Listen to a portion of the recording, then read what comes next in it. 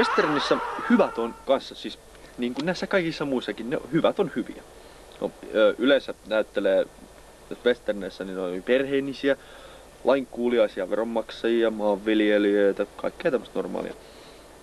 Ja pahat on taas pahoja paskiaisia.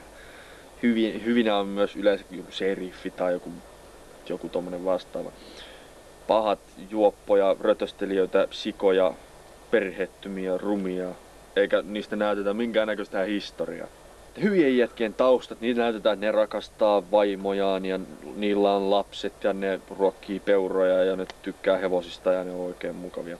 Rakastavaisia ja niillä on hyvä elämä. Mutta sitten perheidyyli murtuu ja pahikset tulee riehumaan ja rötöstelemään.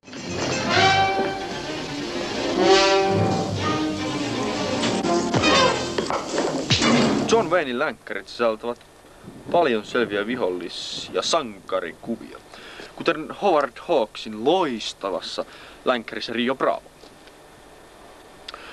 Hyvät on selvästikin hyviä, taustoja näytetään ja paskaa puhutaan. Eihän näin karismaattiset kaverukset voi kuolla.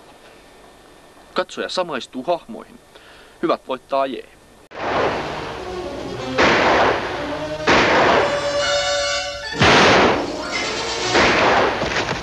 That ought to start something.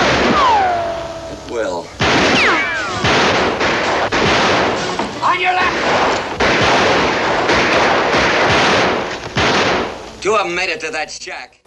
Pahat jätket on erilaisia ja niillä on vaan pahat mielessä. Aina ryöstelemässä ja ryyppäämässä. Poikkeuksiakin kyllä tässä tapauksessa jonkinnäköisiä on, mutta niistä ei puhuta. George Roy Hillin ohjaama Butch and the Sundance Kid, jossa Paul Newman ja Robert Redford näyttelevät 1800-luvun pankkirosvoja. Pankkirosvoja? Nämähän on pahoja ihmisiä, eihän semmonen käy ollenkaan. Ei tämmönen kyllä nyt yhtään. Elokuva on niin loistavasti kirjoitettu ja näytelty, että pahat onkin hyviä. Pahojen jätkien taustoja ja elämää seurataan ja ne kuvataan ihan samalla kuin hyvät jätkät, paitsi että tällä kertaa ne on vaan rosvoja. Poliisista ei sanota mitään. Poliisista tehdään tällä kertaa pahoja jätkiä. Katsoja toivoo, että ei kai nämä pankkiryöstäjät jää kiinni nyt ollenkaan. Niin hullulta kuin se kuulostaakin. Mutta näinkin joskus kyllä käy. Katsoja samaistuu sankareihin eikä halua, että jäävät kiinni. Vittu, se oli aika yksinkertaisesti kyllä. That was a good one. Oh, stop cackling. Get one a little farther out there. There you go again. What would you do if I wasn't here to throw 'em for you? I'd throw 'em myself. I guess you would at that. You ready? Let her go.